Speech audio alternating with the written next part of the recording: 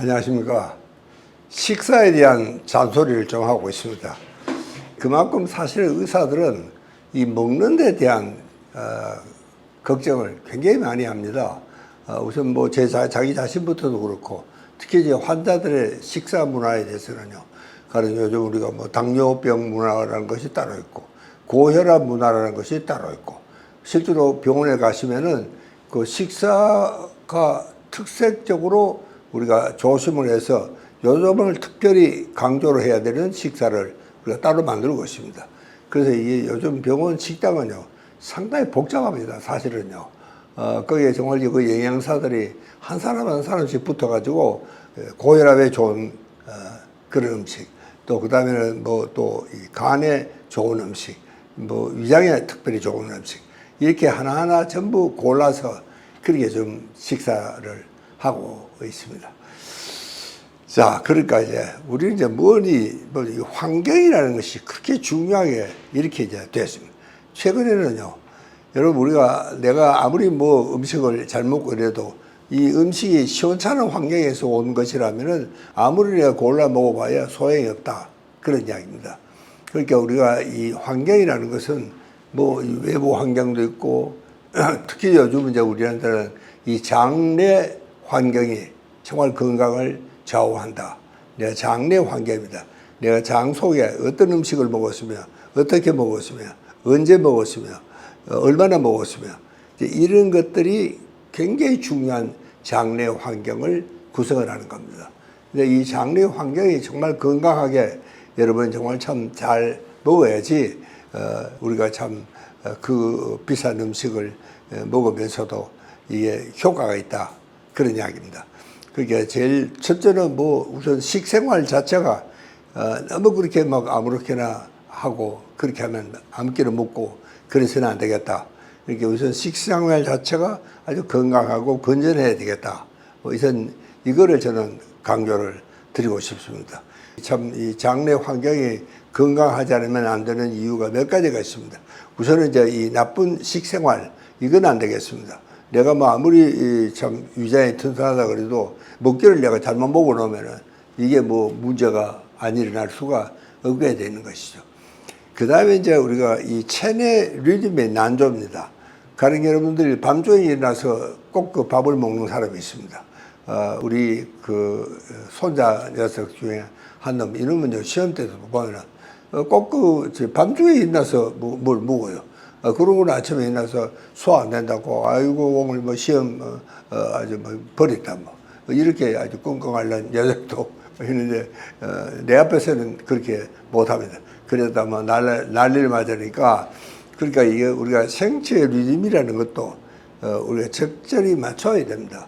낮에 가령 운동을 하는 거는 적당히 조금 더 심하게 했다. 그래도 별로 큰 문제는 안 됩니다. 그래서 여러분, 만약에 밤중에 일어나서 그렇게 운동을 갑작스럽게 그렇게 많이 하면 이것은 확실히 우리 체내 리듬이 난조가 오게 되어 있습니다. 여러분, 우리 몸은요, 이 리듬입니다. 리듬. 정말 우리가 가만히 있어도 심장은 뛰고 있지 않습니까? 또 가만히 있어도 정말 참 우리가 호흡을 1분에 12번을 한다든가 거기에 리듬이 있습니다. 이제 그 리듬이 난조에 빠지면은 이게 문제가 생기기 시작을 합니다. 그러니까 이것이 정말 잘 건강하게 이렇게 잘 맞도록 우리가 특별히 이 리듬에서 조심하셔야 됩니다. 그 다음에 이제 이 리듬을 흐트리는 게 뭐냐면 스트레스입니다. 여러분 잘 아시는 이 스트레스라는 것은요, 내가 이제 스트레스를 받는다 그 자체가 꼭 나쁜 것만은 아닙니다.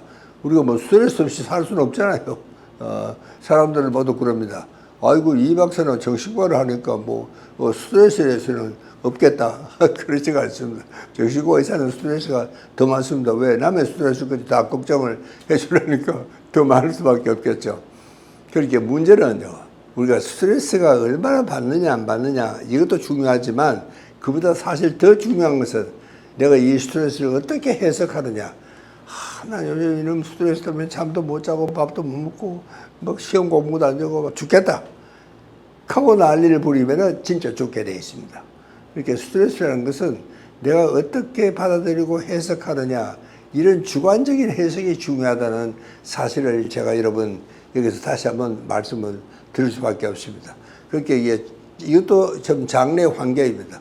여러분 밖에 뭐 아무리 기분 좋게 하고 있어도 내 속이 뭐가 좀 뒤집힌 일이 있다거나 또 내 애인이 성을 내고 돌아가 버렸다든가 그러니까 만약 그런 일이 있으면 이게 뭐 참 아무리 좋다 그래도 이 장래 환경이 당장 이 문제가 되고 스트레스가 되니까 이 문제가 될 수밖에 없겠죠.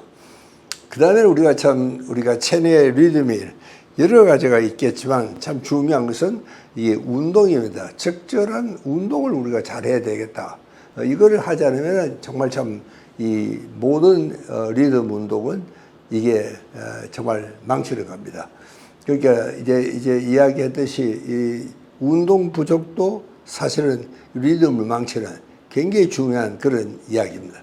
그러니까 이런 것들이 잘못되면은 이 장내 환경이 나빠질 수밖에 없겠다.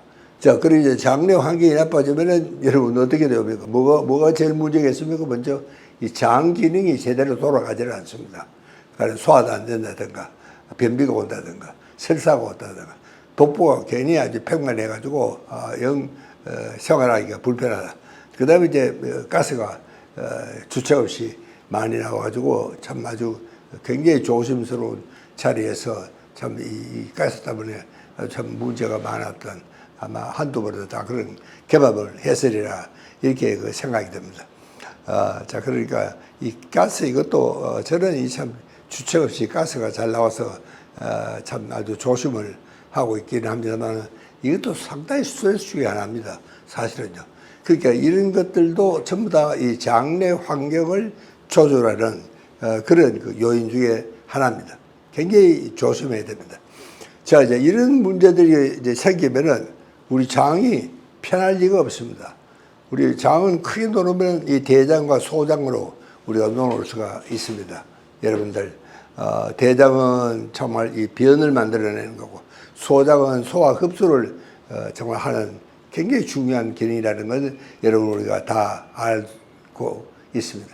이제 문제는 이 대장이 뭔가 이 기능이 불편하면은, 기능이 제대로 잘 되지 않으면은 이 장내 세균이 균형이 아주 난조를 일으키고, 이렇게 되면은 면역력이 저절로 기능을 하지 못한다는 사실입니다. 그 다음에 또 소장은 또 이제 이 면역 기능의 저장 창고다. 그렇게 이야기하려고 했습니다. 이렇게 되면 이제 이 면역이 떨어지는.